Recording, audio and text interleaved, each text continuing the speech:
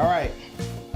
Welcome to Season 2, Episode 1 of Attacking the Paint.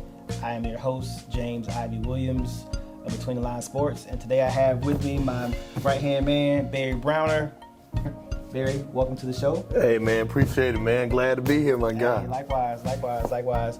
So I know it's been a minute since we posted an episode, but today's episode we are talking about Between the Lines Sports' recent upload of our 2022 National High School Rankings, our top 100.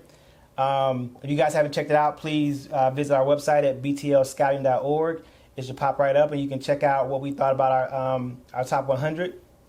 Our top 100 is not unique in itself. I mean, for us, I think the only big deal, the difference of what we do is that we wanted to make sure that we saw everybody. So between Barry, myself, and the rest of our staff, who we've got kind of scattered around the country, we saw everybody on this list. We had tons of meetings to just kind of go over where we thought guys should go, where guys should be slotted, and we think we did a pretty good job of identifying where guys are right now and where we can project them to be in the future, whether that's this season and moving on into college. So that's pretty much it. Barry, what were your takes about this top 100? I mean, you know, you look at a lot of top 100s, man. You're gonna see the same guy, same face, but different places though. Right. I know we've got one guy that's gonna be ranked number one. That, in a lot of people's eyes, probably not number one. Right. I'll just talk about Keontae George. I thought he was one of the best guys I saw this year. A couple other guys stood out. A couple of guys dropped. You get it. You know, the thing about it, you get a chance to watch guys a lot, man. Yeah. And you know, so you pick up on certain things. You know, sometimes you overly watch guys, and we got to be careful because we watch them so much. We criticize them, and they're good. They're just, you know, you're picking them apart because you expect a certain level of performance from them. So. For sure. Well, let's do this. Let's read out our top 5 from the top from the top 100 so far. So we've got at 5 we got Amir Bailey from Sierra Canyon in California. At number 4 we have Shaden Sharp from Dream City Christian, I think, which is in Arizona, if I'm not mistaken. At number 3 we've got Derek Lively II, who's at West Town. At number 2, we've got Keontae George, who just recently transferred to IMG. And at number 1, we've got Derek Whitehead out of Mount Verde Christian Academy. And so there's the one thing I would say as the guy who leads the team here. The one thing I was adamant about was I wanted Derek Whitehead at number 1. Right. And so I felt watching him over the course of the summer that he was the best player, and I felt like he was the best prospect. And that's even before we had the 2 consensus guys, 1 and 2 guys, reclassify out and enroll at both of them in Memphis. I actually thought Derek should have been ahead of those guys if they had stayed in the class this year and stayed in school. I think it's interesting. I think you know, you were high on Derek. Mm-hmm. So we got a chance to watch Derek a lot. Mm-hmm. A lot of consensus is Sheldon Sharp too, Shaden Sharp. Yeah. And I went back and I watched and I broke down a couple of films, and Sharp's really good. Yeah. But it was just something about Whitehead. There's certain times where you see guys and they're stepping on the floor, and you're like, man, he's gonna be a pro. Yeah. You know, we're talking about lottery picks. I'll keep hold on. Keontae George is my favorite guy in this top 5. Yeah. In the era of, I think bigs are coming back. Yeah. And Derek Lively, he piques your interest because they're coming back, and he's that type of player. He can make that transitional, that jump. Like we talk about a guy, a DeAndre Ayton type of guy. Yeah.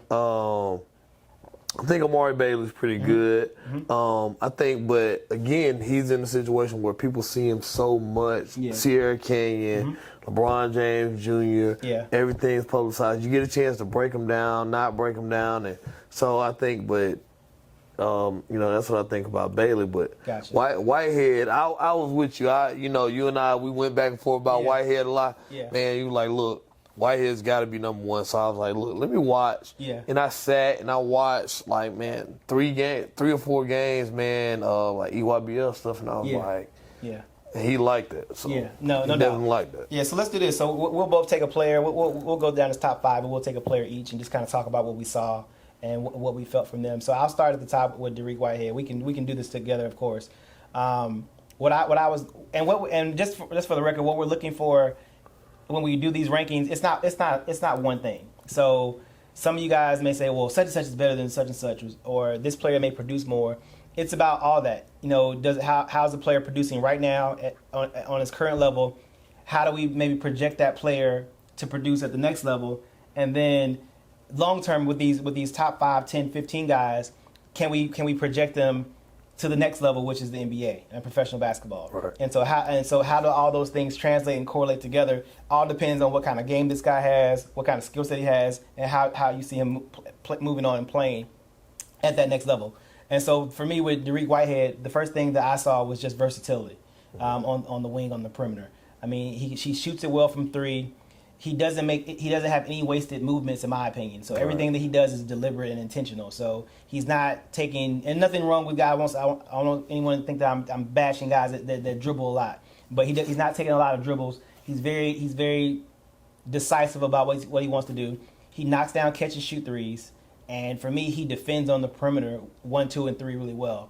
And then you factor that in with his size, how big he is, how strong he is. Right. And for me, it was a no-brainer for me because he looked the most like a pro in my opinion, especially on the perimeter. And he just seemed to kind of fit. And so that was why I was so high on him in that regard, because I saw all those transferable attributes at both the next level at Duke next year and now, and then further on into the NBA if he gets there. And well, I'll just say this, though. You're talking about Duke, and it's interesting. We're looking at Duke's recruiting class, man. John Shire's doing a tremendous job, yeah, for sure. by the way. But, man, it's what you said. He's gonna translate into that college game and then the next flow to the pro game so well because, like I said, he doesn't waste movement. He makes play. He's just a playmaker. Yeah. He's a big-time playmaker. Yeah. And no doubt about it, just watching him play, you like, man, he's got it. Yeah, so, and I sure. think Duke was an excellent pickup for them as well. For sure. So tell me, you said next guy, Keontae George, was your favorite guy. So talk a little bit about Keontae George and what you like about him. James, we've been doing this for a while, man. And, I'm a comparison guy. Yeah. I like Keontae George. I don't know why he gives me a DeMar DeRozan feel. Like, man, he can score that basketball. Yeah. He can shoot that basketball. He can get to the rack. Yeah. I mean, and he's long. He's got a nice frame body. And I just look. I know that Drew down to Baylor. I mean, they coming off of winning that championship. Right. He fits. I mean, he's definitely, to me, you never want to say guys one and done, but man, he's good. And it'll be interesting to see, not really being a big fish in a small pond, but kind of sort of because you're going to IMG now. Yeah. So that's a whole nother ball of wax where you're seeing iron sharpens iron, talented guys every day. Yeah. So it'll be interesting to see what goes on with him, but just his athleticism, man. I thought he was one of the best shooters around, man, to be honest with you. He reminds me a little bit. I like the DeMar DeRozan comparison, but I was getting Darren Williams, Utah Jazz, Brooklyn Nets, or New Jersey Nets. Just the same thing. Big guard, big lead guard too. Physically imposing, athletic enough, can shoot it well, can create well, all those things. And the frame is a thing, with the frame at that point guard position, what you want is, I keep saying it, versatility. Right. So with him being a bigger point guard, he can do multiple things well. I mean, and the fact that he can guard a 1 and a 2, potentially a 3 in a pinch because of his strength, because he's a strong kid as well, shoots it well off the catch, you put him off the ball a little bit. So things like that. And honestly, in retrospect, when you look at it, think about him on maybe this Baylor team that they previously had. Yeah. Imagine him and Davion Mitchell in the backcourt. You can put him off the ball, and I think that's one of the things that when I look at these second guards, they've got to become more combo-ish. Instead of being, I'm just going to be a straight shooter, because right now the game's changing. People are look, I'm going to take the ball out of my best ball handler's hand. So I need a guy that can also initiate the offense and get guys going, and that's the versatility. I said DeMar DeRozan only because I just that frame, they're about the same, 6'5", and you know what I'm saying, 6'6", 6'5". Yeah. But George shoots that basketball well. Yeah, for sure. Next we got Derek Lively the second, West Town. Derek, for me, he's the epitome of the modern day big right now. I mean, he is long, he's athletic, he's a vertical spacer. I mean, spacing is everything on the court, right? So everything's about spacing. And I'm one of those guys that like to say, sell out for spacing. So I'm a guy that wants guys to get all the way flat in the corners. I want the wings to get as space as possible because you want all that space in the middle. I mean, the name of the show is Attacking the Paint for the reason. And so part of the reason is like you break down that interior, everything else opens up in itself.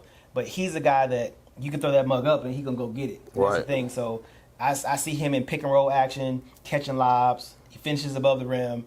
He blocks shots. He's a great shot blocker. He runs the floor well. And then lastly, he can step out and shoot the ball. And for me, the thing was when I saw him earlier in this past summer, he was taking a lot of threes. And he wasn't connecting on them. So I was a little disappointed in him. But by the time I saw him at Pangos in Vegas, it looked like he had figured it out. And so it's not that don't shoot threes, take the right ones. Set side screens, roll hard to the basket, catch lobs, block shots, and he just had to figure it out.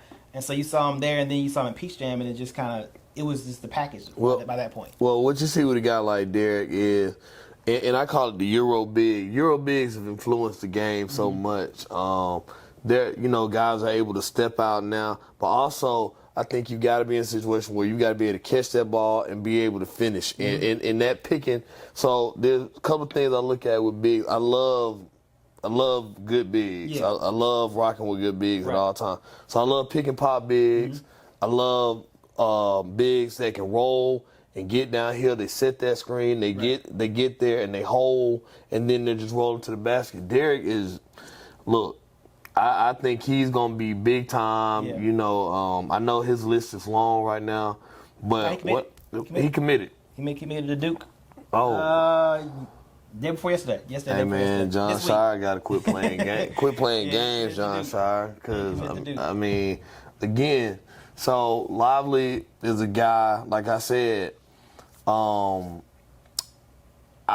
don't want to say we're talking about Duke guys, man. And the throwback to one of my favorites is like a Christian Laettner type of guy because he can step out, he can pop. You know what I'm saying? Well before that was popular too. Well before it was popular, but. With a guy like Derek, man, he's ultra athletic as well. So. For sure. Next guy, another guy you like, and he's been labeled the number one player across the country. I mean, on all the other major media outlets, is Shaedon Sharpe, the kid out of Canada.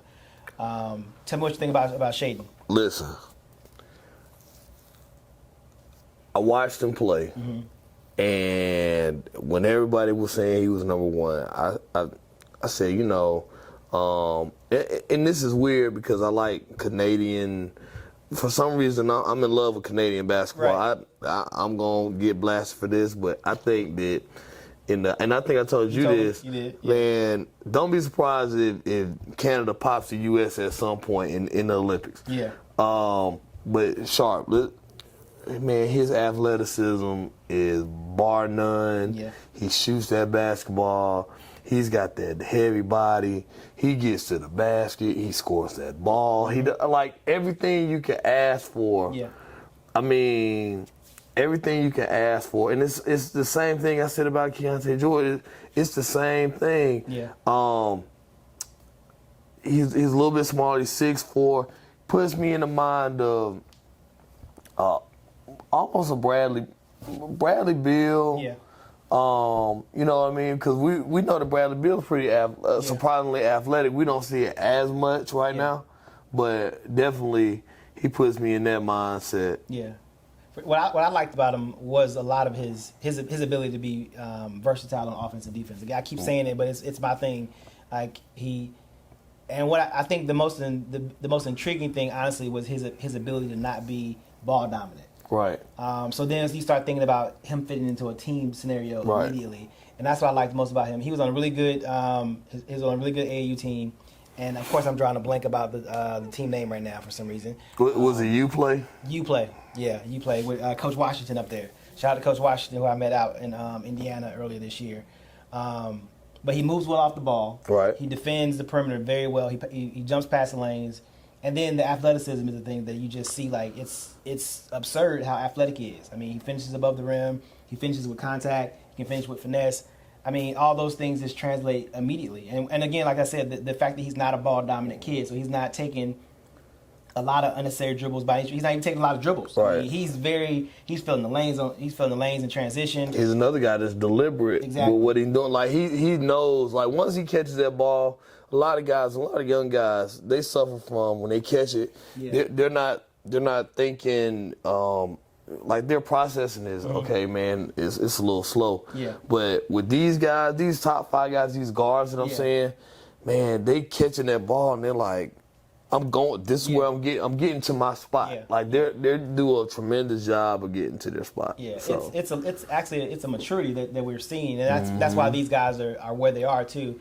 I remember I had a conversation, Georgia kid Jabari Smith Jr. last year before he committed to Auburn. And I talked to him about his game and how he played so poised, and he always said he wanted to be decisive in his decision making. He said the best players don't waste movement. And for me, I remember hearing that from a 17-year-old at the time. I'm like, wow. And so like now when we're even watching these kids, you see the same thing. Even if they can't even articulate it the way Jabari did at that time, the fact that that's how they play though. Listen, James, we had a chance to play Jabari last year. New Year's Eve last year at Sandy Creek. Shout out to John Michael. He keeps that program in Sandy Creek rolling. But listen, Jabari is a talent. Yeah. I had the opportunity to play with his dad a bunch of times over the years. And man, just watching a kid like Jabari, he's so cerebral. Yeah. And so when you start talking about top 5, top 10 guys, all these guys, they're cerebral kids, man. They're thinking the game, they're thinking it through, and you can tell they're deliberate with every move they make. Yeah. There's no hesitation. There's no they're doing that, right. None of that for sure. Yeah, so that's the cool thing I like about this, is that we're seeing those, and that's why and so for anybody who's not sure, that's what we're looking at too. Like there's a difference between high school impact. There's a difference between college impact. Guys who typically get to the next level, they have a different kind of mindset and a different kind of feel for the game. And if you look back at a lot of guys that have been who have transitioned pretty easily or seamlessly from high school to college to the NBA, those are guys like that. And the first name that comes to my mind right now is Jason Tatum, because he was very grown up at 16, 17, 18. Right.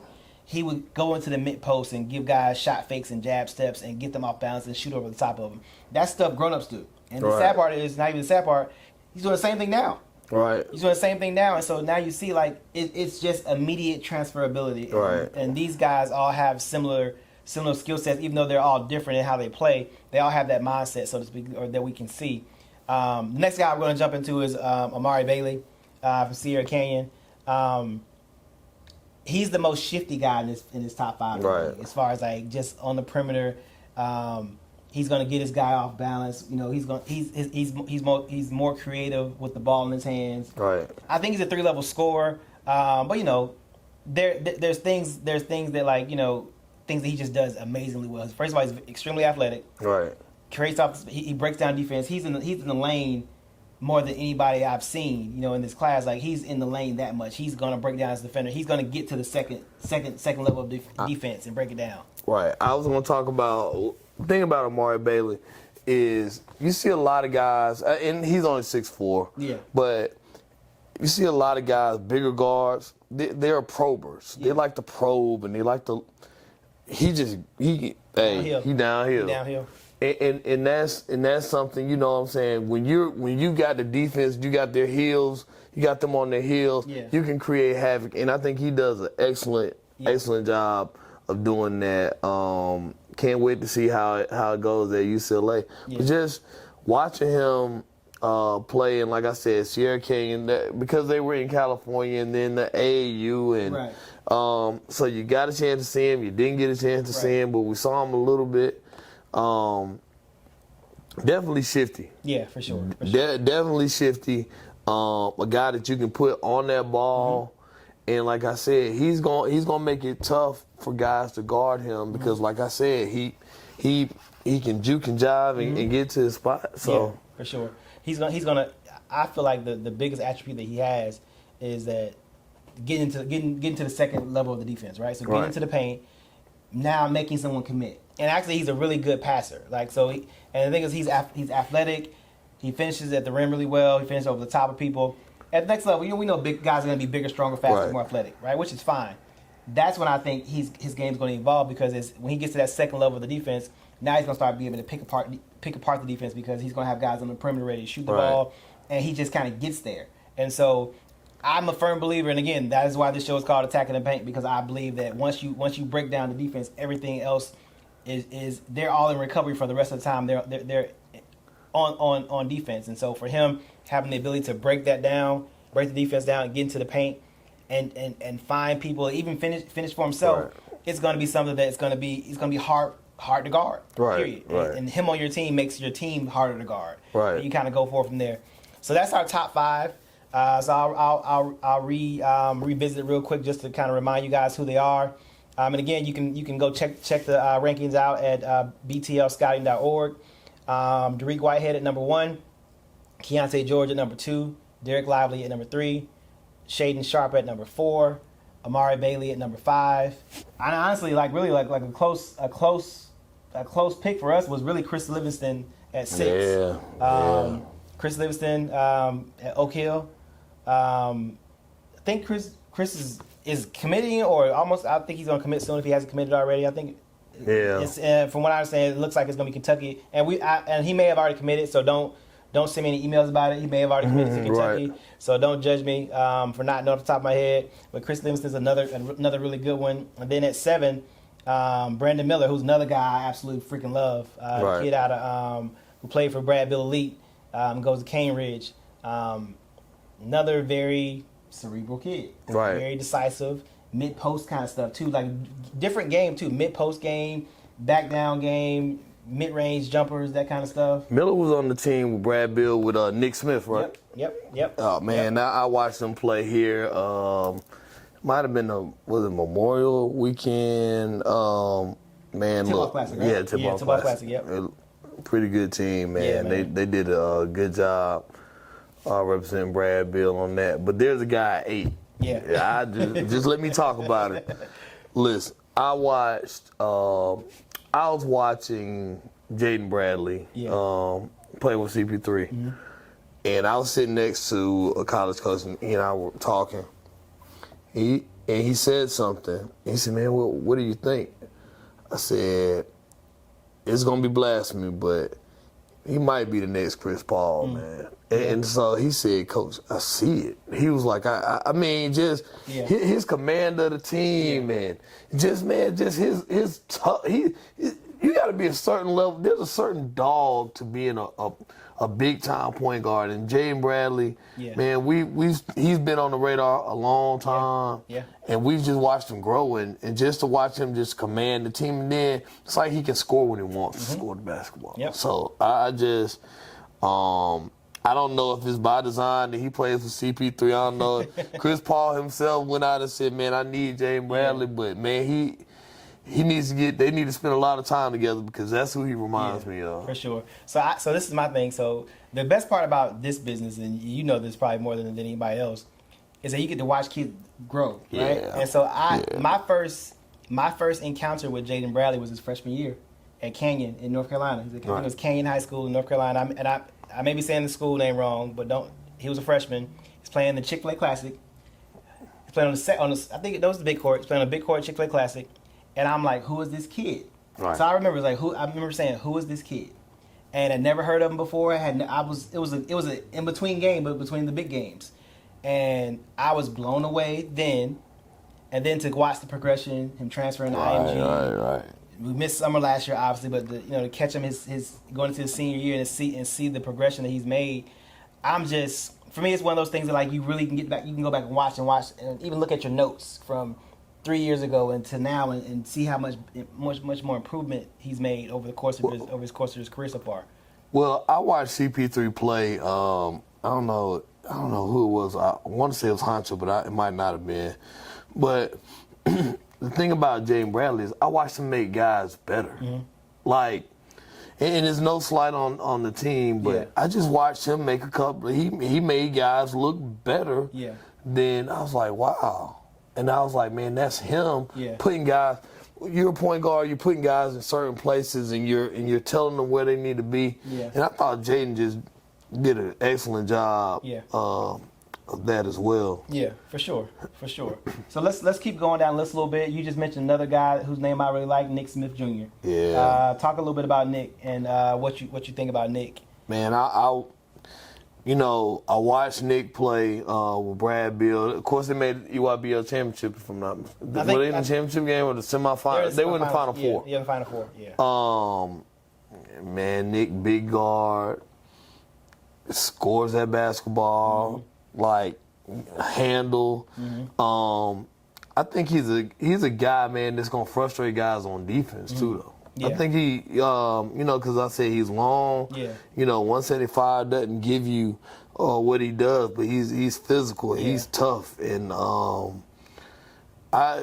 Nick's a player to watch. Yeah. It'll be interesting to see. If he gets out of Arkansas, but with Coach Mustard, they all over the place right now, man. Hey, no, I understand. Hey, listen, for me, he was one of the most intense kids I saw, and honestly, don't knock on this generation of high school basketball players, but there's a level of intensity that sometimes lacks. Yeah. Because I think everyone has a very cool and even keel demeanor, which is not a bad thing.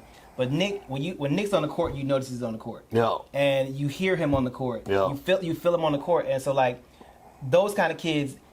A lot of times, it's a lot easier to reel a kid back in as opposed to build a kid up to be a little bit more intense. And I think that goes apart, to me, in my opinion, is his motor. Right. He has one of those, like, he has a very high motor. And for a point guard, for a guard in general, to have a really high motor, he plays tough. With nice size, Yeah. though. The next guy on the list, actually, number 12, Cason Wallace. Cason, for me, I saw him a bunch this summer again. He was the most gifted, natural defensive player I saw. He seemed to walk into steals, whether it was a passing lane steal or on-ball steal, and never seemed to be making a lot of effort to do. Not that he wasn't playing hard, but it never seemed that he was forcing the issue. Right. And demeanor's super even keel. We just talked about this a little while ago. Just guys who just seem to kind of always just kind of be, Right. Just level. And he's one of those kids that just. He gets his hands on a lot of balls, right. like a lot of basketballs. Whether it's, like I said, passing lane stuff, on ball stuff, moves his feet well, digs, on post entries. Then he's out of transition. He's athletic. He's finishing over the rim, that kind of stuff. So he's another one of the guys I like. I think he played for Pro Skills. Yeah. Out of Dallas. And I loved his defensive instincts, his natural defensive instincts. Like, it was just something. It was very impressive to watch him steal a basketball, deflect the basketball, block a shot, right. get off the ground quick. All those things were just very impressive. And I mean, I know some other people have him a lot higher than we have him, but I like him a lot. And right. I think he's a guy. He's one of those guys. I know we talked about this off camera, but like, he's a guy that I can see that can easily jump into the top 10 after a good high school season. No doubt about that. I thought that with Cason Wallace, it's just like this has been a good year for Texas guards so far. I mean, we're gonna talk about Arterio Morris. We're gonna talk about we just talked about Wallace. Somebody else from Texas too. That we had in our top. Keontae George from Texas. Keontae George from Texas. Yeah. So definitely thought the same thing you thought about. Cason Wallace, and be interesting to see what happens with him going forward. For sure. I know you just mentioned Arterio. Am I saying it right? Arterio Morris. Arterio Morris. Yeah. So talk a little bit about him and what you thought about his skill set overall, and just what impressed you the most about him. Really. I mean, another 6'4", nice size point guard. Yeah. Just knows pick and choose his spots to score the basketball, gets guys going. Yeah. I like point guards that are going to push the ball, and he's going to push it. Yeah. Like I said, he's capable of making shots. He's capable of making plays. Yeah. Defensively, I think he does. He plays really good defense. Locks guys in. Yeah. And I mean, you know, the main thing about him, he's going to Texas. Yeah. And it'll be interesting to see when he gets to Texas. They'll be in SEC by then. Okay. Right. Yeah. Is it next year the transition? Is it? Yeah, I think so. Yeah. But it'll be interesting to see with the level on how he plays, and like I said, his ability to. But I like the ability to score that basketball too. Though, like, it's interesting because I think when you're a point guard, man, you have to know where everybody is on the floor, what they're specialized in, because you're in charge of getting them the ball, but also you're in charge of when it's money time. Hey, I'm keeping the ball in my hands. I'm gonna salt this game away. I'm gonna score this basketball. Ontario does a great job of that. For sure, good stuff. And you saw him a lot more than I did, so Right. I defer to you on this one in particular because I didn't see him as much as I saw some of the other guys. But guys, again, if you haven't seen the ranking, take a look at it. It's btlscouting.org. You can find rankings and a lot of our other content too. Like we do a lot of articles, a lot of event reports, a lot of event recaps. Barry's a monster as far as just getting stuff out. I mean, the months of June and July, we probably pumped out about 60 pieces of content on the site. So go check out some of our old content. Shouts out to our staff. Yeah, man. no doubt. They were doing some big time things, Yeah, no man. doubt. Yeah, our staff is everything, really. I mean, between video guys, analytics guys, scouts. I mean, they do it all. So everyone writes, everyone creates content for us, and so check it out, btlscouting.org. And just moving on down this top 20 list. The next guy, you and I both saw him a bunch, Julian Phillips. Yeah. Recently transferred to Link Academy, but he's out of South Carolina. We saw him a bunch the past 2 summers, really. Right. What did you think about Julian? He's another one of those guys that has a deliberate game. Right. He doesn't force the issue. He's got great size at 6'8". And again, even if they're giving him an inch or two, he's still got good size for a wing. He shoots it well off the catch. Finishes in transition. I mean, all the things that you want a wing to do, Julian does well. He can create for himself. He passes well. He passes guys open too. Like a lot of guys can pass the ball. Like find a guy, hit a guy that's open. Julian will pass a guy open. I've seen him lead a guy into a layup and that kind of stuff. I like that a lot about him. And then for me, it's his defensive versatility as well. Yeah. I mean, he sits down in his stance. I mean, a lot of guys. We just talked about Nick a little earlier, but like Julian's another guy that really sits down. And he's gonna get after it on the wing. Well, we've talked about a couple of guys so far. Yeah. I'm a big defensive guy. Offense is great. My firm belief is defense translates into offense. Right. So a lot of these guys are great defensive guys. Like Julian Phillips is another guy. Man, he's long, he's athletic. He gets in the lane. He can play the lane. He can get a play here and then come down, run the floor, get on the wing, and score the basketball. Yeah. Those are guys that transition. When we talk about the NBA, we start talking about, like, we're in Atlanta, so we see guys like DeAndre Hunter, Cam Reddish. Yeah. You know what I mean? And you're looking at some of these guys like that. So when I look at guys like Julian Phillips, and you look at what their progression is, there's things, that they can work on. But, man, being a 6'8" wing that can handle, play defense, get guys the ball, like that's gonna get you on the floor. Like when Kawhi Leonard first started, he was more of a defensive guy. Yeah, he was. He's not what people see Kawhi Leonard as. So yeah, I mean, it's one of those things that I like to. It's the versatility is the name of the game. Right. And so like there are several skill sets that you want a versatile basketball player to have. You want to be able to score, just in general, whether it's in the lane, perimeter, free throw, score, right? So he's a scorer. Julian's a scorer. Right. Can he handle? Julian can handle. Can he defend? Julian can defend. Right. Does he rebound for his position? He rebounds for his position. I mean, so all these things, can he pass? So dribble, pass, shoot. All those things, you talk about that all the time, and those are the versatile skill sets that you want a wing to have, and Julian possesses those better than a lot of other guys. He really does. In baseball, when you hear scouts talk about baseball, they talk about five tool guys. Yep, 5'2" guys. Like I want to, as we keep going, I want to talk about 5 guys that are 5 tool guys. Yep. with basketball. You know what I'm saying? Can you play defense? Can you defend your position? Can you rebound a basketball in space? And people take for granted being able to rebound the ball out of space. Yep. It's easy for a rebound to go get a rebound when it's standing right here.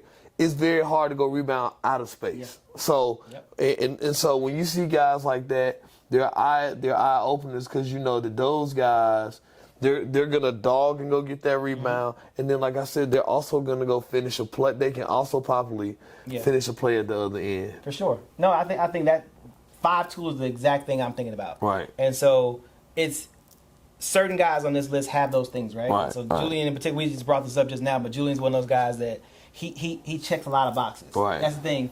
And so while it's great to have a singular skill set, it is. It's great to have a singular skill set, and that can get you paid. That can make you a lot of money. On the other side, though, being versatile and being good at multiple skill sets will get you paid a lot more, a lot longer. and we skip ahead because, man, Dylan Mitchell's at 18. We'll go back. I'll let you talk about Kel Ware a little bit. But we go back to Dylan Mitchell. Dylan Mitchell's kind of like the same thing. Like, he's a little bigger. Well, about the same, man, a little bigger. Yeah. But, man, I watched Dylan Mitchell, man, go get a rebound, start the break, get it back, finish with some authority at that rim. I watched him get a guy, put him here, shoot the jumper. So that's becoming more versatile. The things that are coming back are wing guys that are versatile and big guys. Like I firmly believe that bigger guys are starting to come back. Even though we're seeing a lot of face-up 4s and 5s, but I still see, if you're back to the basket guy, then you're gonna be all right. Yeah. No. So Dylan Mitchell was my favorite player this summer. Right. And we got him at 18. Right. He was my favorite player this summer, and probably because I saw him probably more than anybody else. Everywhere I went this summer, somehow each one teach one was there. No matter where I went. So I'm in Indiana, each one teach one is there. I'm here in Atlanta, each one teach one's here. I'm in Texas, each one teach one is there. I go to Vegas, I'm picking up my rental car for Pangos. Who I see at the airport? Dylan Mitchell. Like literally, like I saw the kid everywhere, and so I fell in love with how he plays. Right. So and what got me was Indiana at the Circuit Hoops event. Dylan matched up with Imani Bates, and it wasn't talked about. We know how social media is, videos go and all that stuff. Dylan did the best job I saw anyone do against Imani Bates. And we talking about a lottery pick. Yeah, we're talking about lottery pick. Because he's definitely a lottery pick. Lottery. So let's go ahead and Dylan, I'll say this, and that game, Dylan got the best of Imani Bates. I think Dylan big time. Dylan, and it was more of him on the defensive end too. Right. Because Dylan it seemed to me, and this is I call myself a basketball guy, but watching Dylan defend Imani, it was like his coach said, "This is your job today." Right. And he took that so serious. Because I've seen Dylan run the one for an entire game and facilitate and create and all this other stuff. That day, Dylan was 94 feet, denying the ball, pressuring on one side, all the things you want a long athletic defender to do against a really good player to make it hard. Right. And then you see him backdoor cut, dunk, fill lane, dunk. Yeah, I saw him at I think I saw it might have been the same event. Might have been Tip Off Classic, I think. And each one season had a great. They had some really good guys on that squad. Yeah. But and just watching him, like I was. There was one point in the summer, I was like, is he top 5? Right. You know what I mean? Like he was doing some things, and I was like, geez, man, he looks so good. He looks so good out here. But I've been watching him do it for like 2 or 3 years now. Yeah.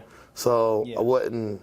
You weren't surprised, right? I wasn't surprised. He was so for me. He was a kid I hadn't seen before because we missed the summer last summer, so I didn't see him last year, and so for me it was like, who's this kid? Right. And he literally didn't disappoint, and so he transferred to Mount Verde.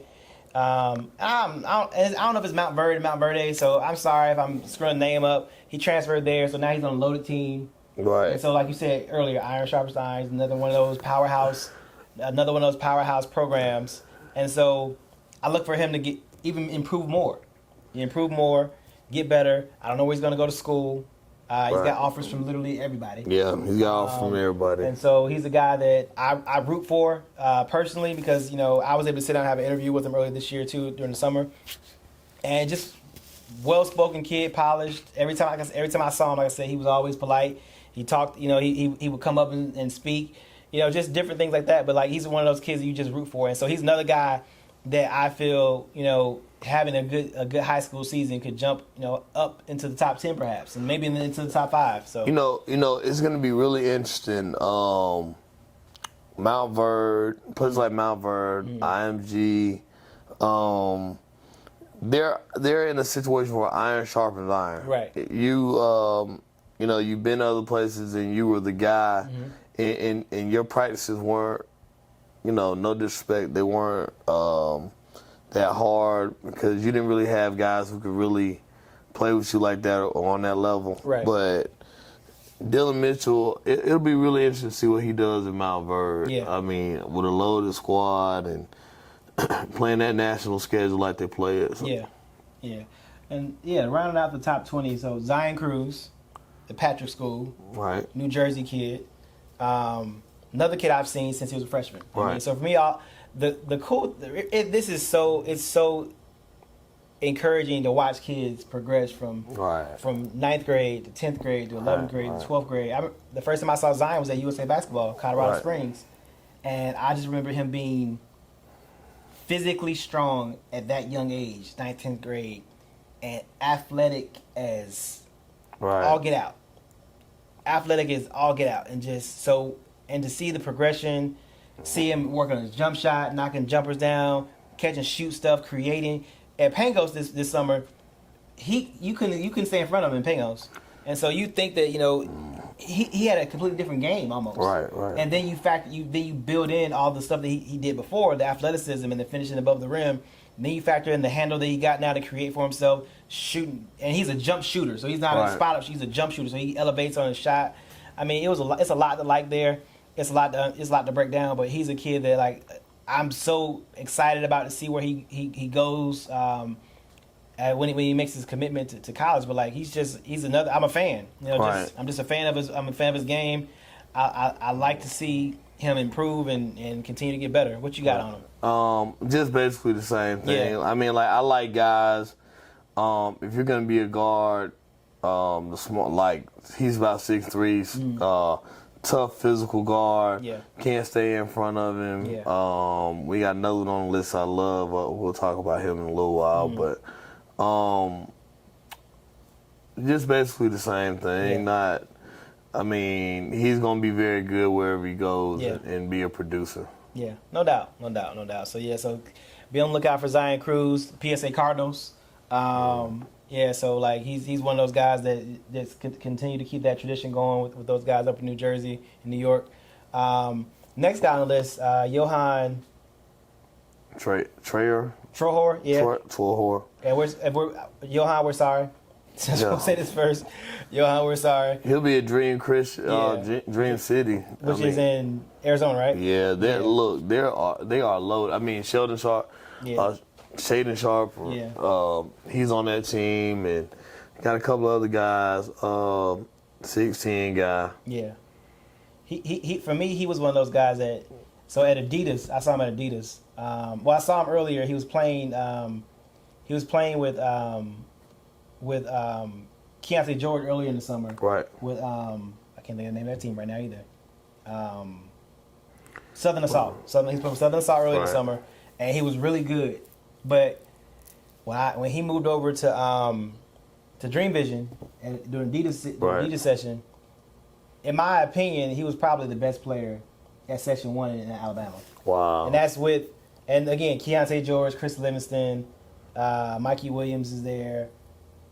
He was probably the best player in the gym that weekend in Alabama. I didn't go to the second session. One of our other guys went to the second session, but Johan was probably the best player in my opinion at camp, at that event in Birmingham. What stood out about Johan? Just honestly how physically he's big. He's big.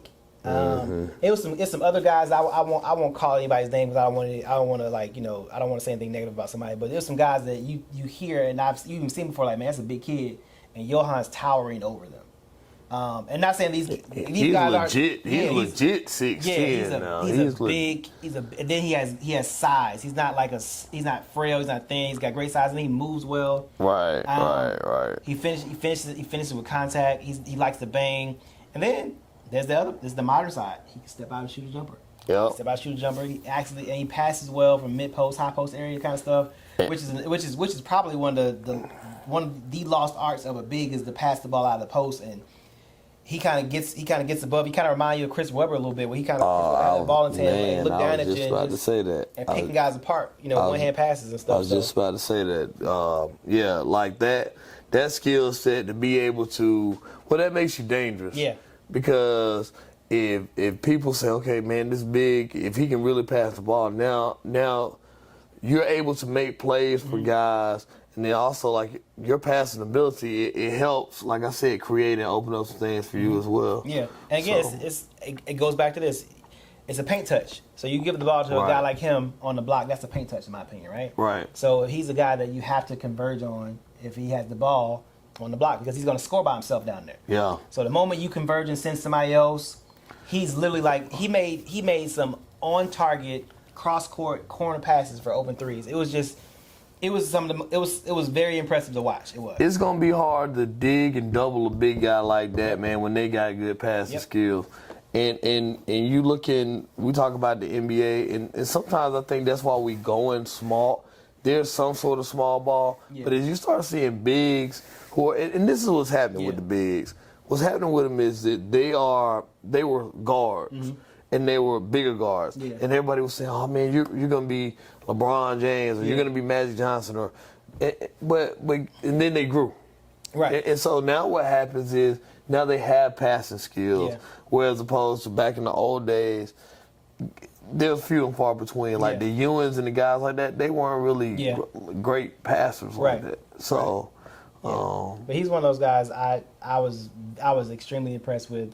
Right. And watching his progression and honestly seeing where he's going to end up too, like I'm elated for him because I say he was, in my opinion, he was the best player at that tournament. And again, the tournament was loaded with talent, all across the board from everywhere. And he was, and I think they won. I think they won the Adidas thing, if I'm mistaken as well. So they won the 3SSB championship, and he was the primary reason why they won, in my opinion. So that's our top 20 in a nutshell. We might have jumped past a few guys, but that's pretty much our top 20. Again, you can find the ranking, the 2022 high school top 100 rankings for Between the Lines Sports at btlscouting.org. And now, Barry, let's just talk about a few guys, that we just like, and they can be from anywhere. I'll let you go first. See, two guys at 27 and 29. Grady Dick was my favorite player to watch this summer. Man, I think I called you every time he played. I found my way to the gym to watch them play. Yeah. They were playing UA. Yeah. He's pretty good. Yeah. Yeah, man. He's got a little sass to his game, and he get down the court, and he was a little more athletic than you think. Yeah. You can't leave him open because I watched them run. They were running. It looked like they were running a little pick and roll where he was picking, and with guys like this, and I tell my guys this all the time, when you got a shooter, you got to fight to get over. Yeah. Grady Dick is the guy that if you don't fight to get over, it's over with. Yeah. He gonna pop it. Yeah. And like I said, he can get to the basket. Yeah. Yeah. He can get to the basket. I wasn't surprised about Kansas at all. Yeah. You said your favorite big to watch was Johan. Yeah. Man, at 29, Dr. Phillips. Yeah. Ernest Uday. Oh, man. I watched Ernest Uday play, man, and look, he was a monster. Yeah. I mean, he was rim rocking. I thought he was gonna have to replace the rims at the at Tip Off Classic. I think it was Tip Off Classic, but man, he's so powerful. And he gets that thing and he finishes. Yeah. And then he'll go get a shot, 2 hands. He going to get it with 1 hand. He beating against the glass. He runs the floor. Big's got to be able to run the floor, man. You got to be able to run your lane. And I think coaches have got to teach these guys about running the lanes and getting out and creating space. Yeah. But he's a guy, 6'10", man, can eat space up. He can score. I saw him score with either hand at some point.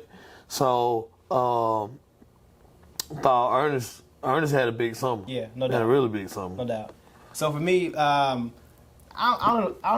a sleeper in my opinion. He wasn't a name that was on my radar in particular when the summer started.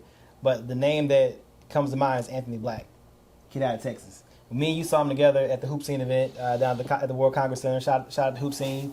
Shout out to Justin Young, Ty Young, who's now over at Prep Hoops. You know, they did a great job. Brianna, Austin, they did a pretty good job. Yeah, so they do a great job. They're here based in Atlanta, obviously, and so they're one of the best tournament providers in the Southeast. Anthony Black was freaking impressive, man. Just athletic, big. He's 6'7". I was able to stand next to him briefly, and that's the one thing about me being short is like and being a point guard my whole life. I can size somebody up really quick. And right. So, like I can always tell like somebody will say I'm 6'8". Like nah, you 6'5". You know, because I've been around enough of it to really be able to eyeball it for the most part. And Anthony Black, 6'7". Listed him as shooting guard. The games I saw him play, he was the primary ball handler on his team, and so but shoots it off the catch, shoots it off the dribble. Sneaky athlete. Yeah. He doesn't look overtly athletic, but he's sneaky athlete. He'll put it on your head. Another guy out of the Texas area, out of Duncanville. He's at Duncanville. Yeah. I know he was on a visit with Georgia a couple of weeks ago. Yeah. I think he was on an unofficial official. Anthony Black, combo guard. Like I said, in the mode of a guy who can, like I said, score that basketball. You said sneaky, athletic. Another guy just finds ways to score. There are certain things you can't teach. You can't teach. Like certain guys are just built to score. Right. He happens to be one. In my opinion, he happens to be one of those guys. Yeah. So I can't wait to see what Anthony Black does. I don't want to tell you where I think I want him to go, but I'll leave that alone. I say I got an idea. I got an idea. All right, so we're gonna talk about a few more guys before we close it out. So next two guys that I like a lot. We have Bruce, and it's not even a homework thing. I mean, he's from where we are, right? So me and Barry are based in Atlanta. Bruce is an Atlanta Metro kid. Bruce Thornton committed to Ohio State last year. If you don't know Bruce, you should get to know him. His team won a state championship last year, and they're bringing back pretty much the entire team again. And so, while in this state it's not guaranteed that you're going to repeat, they probably got a good chance. 7A is pretty good. 7A is pretty. It's some pretty good teams. That's what I'm saying. Listen, it's some really good teams in 7A, man. I try not to be biased. I understand. Coaching the 7A basketball myself. Here's the thing about Bruce. Been watching Bruce for a long time. Yeah. We played Milton in the Elite Eight. Mm-hmm. And I can't tell you how much respect I have for Bruce. Man, small guard. He just wins. Like we go back to that game. We talk about that game. Mm-hmm. We talk. Look, that was 2 years ago. Yeah. And our guys who are now grown up and they're very good. Yeah. But one thing we keep talking about and the one thing we always speak on is, man, Bruce, he refused to let his guys lose. Yeah. He refused, like the 50-50 balls. We got beat on so many 50-50 balls. And I've watched him beat guys on 50-50 balls.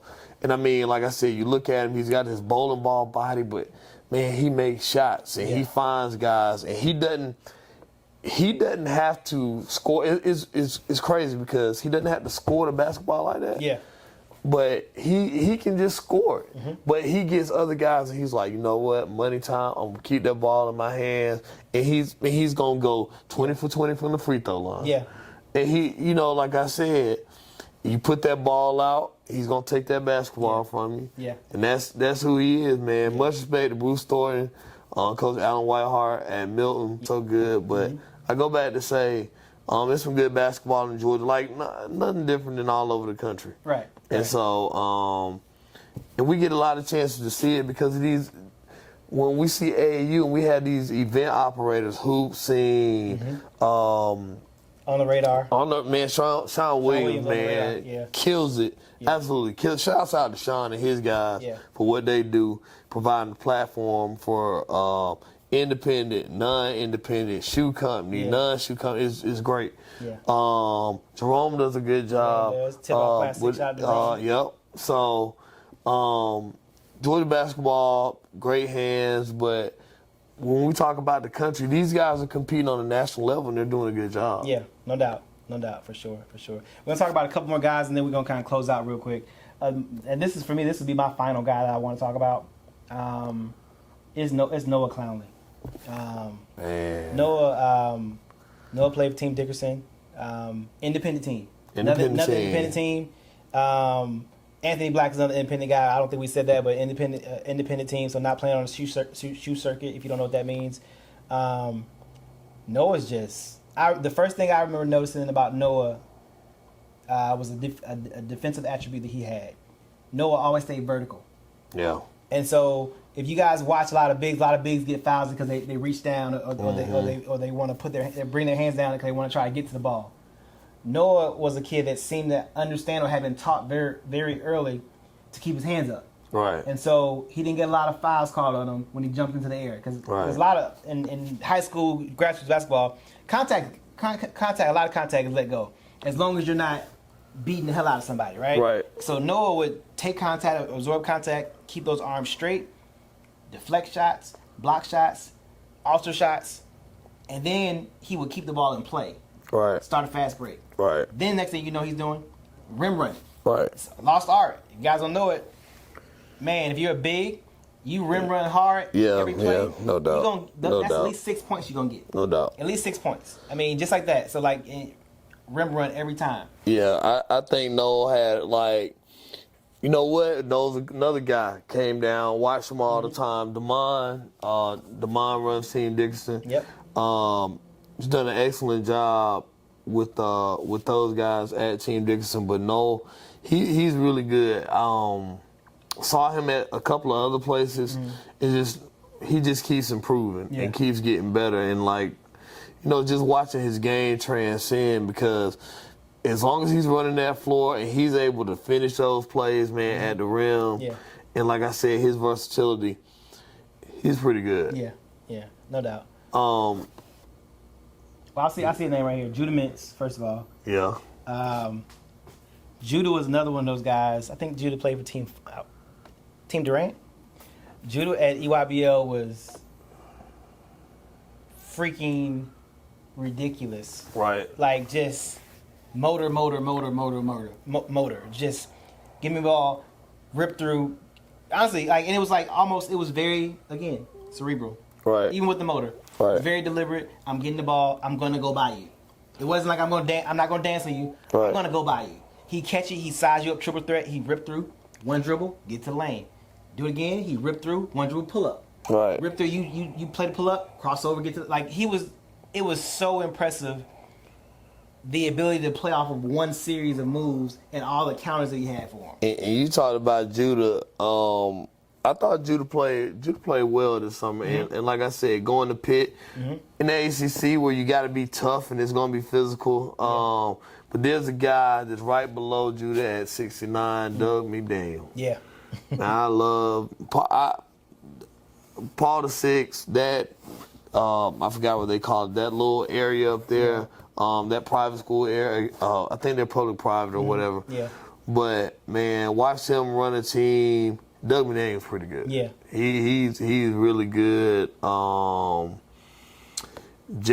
I talked about Jaden, I'm gonna mess up. Yep. Schutz, yeah. And Jaden again, we apologize if we mess up anybody's name. We apologize. Yeah. But Schutz is what it reads to me. So hey, shooter extraordinaire. Mm-hmm. Player. He committed to Duke. I think he committed to Duke. Hey, he fit, but he fits. Hey, I don't know if John. So I'm gonna laugh because I'm like, did John Shire might have got himself because he reminds me of John Shire. Yeah. There's a guy 71. Yeah. There's a guy 71. Yeah. Very, very intriguing prospect. Mm-hmm. Malik Ewing. Mm-hmm. And get a chance to see Malik a lot. Mm-hmm. Played against Malik last year. Yeah. I'm going to tell you now. We got him at 71, but he's probably a pro, man. Yeah. But, like, his ability to be able to handle the basketball at 6'10". Yeah. His ability to be able to shoot the basketball. His ability to be able to finish. Yeah. He reminds me, and I keep saying this to you, James. He reminds me so much of Boogie Cousins. Yeah. For various reasons. Mm-hmm. But he reminds me of Boogie. I saw Boogie. I saw him when he was in high school. They were having the Peach State Classic at Morehouse. And he reminds me, Malik was, at this stage, they're probably about the same. Yeah. But, man, Malik's a really good player. And like I said, he's grown a lot and gotten better. Another guy I'm looking at from Lake Highland Prep, Bryce Seasball. Yeah. Sensball. I might have said his name wrong. I apologize, Bryce. But, man, he is 6'5". Man, he's got this big old body, and he just, I don't know how he do it, man, but he does it. Like, he can shoot the basketball. He's like a 6'5" guy. Like, he's not as big as Rodney Rogers was, but he reminds me of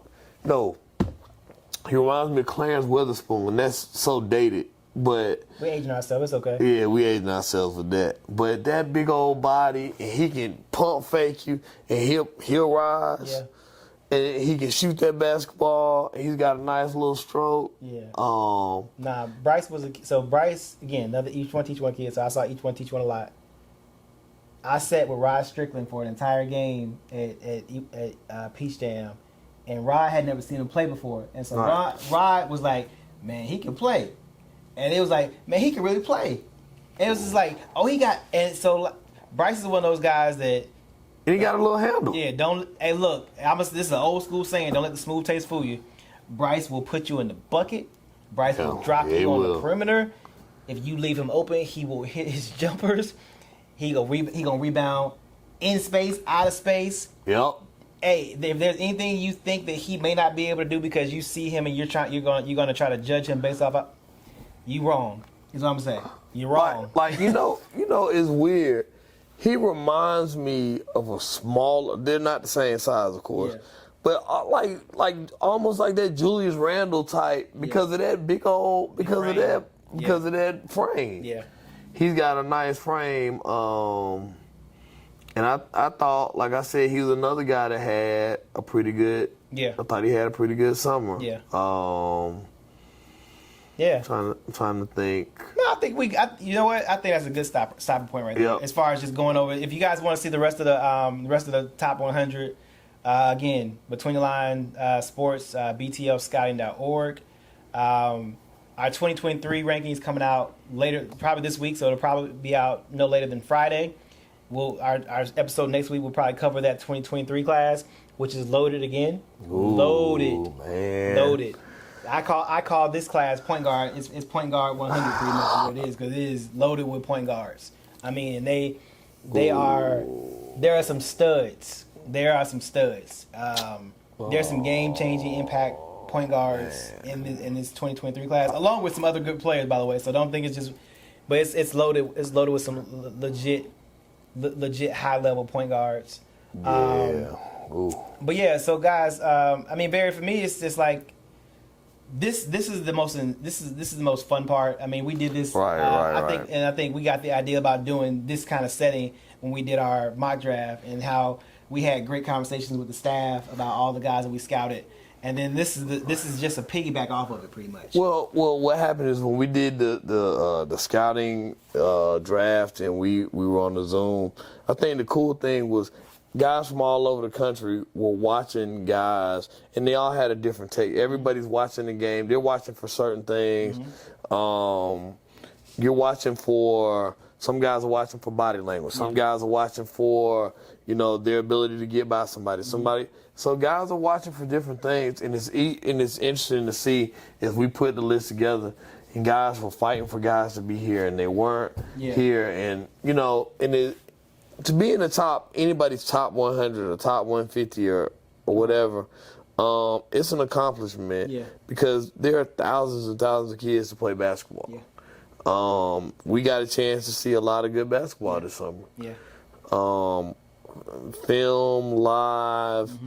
So this is the best part about it. Yeah, for sure.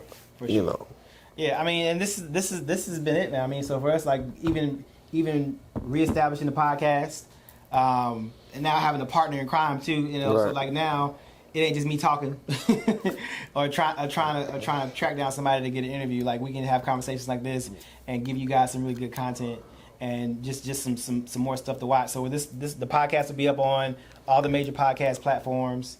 We'll also post it on YouTube because we got the video going as well. But that's pretty much it on my end. I think, just be on the lookout for our 2023 ranking, which is coming next week. And then that following week, we're going to drop our top 50 team ranking. So team ranking across the country, top 50. So the next 2 episodes are going to be about our next 2 rankings that'll drop. And then pretty much from there, we roll right into camp season.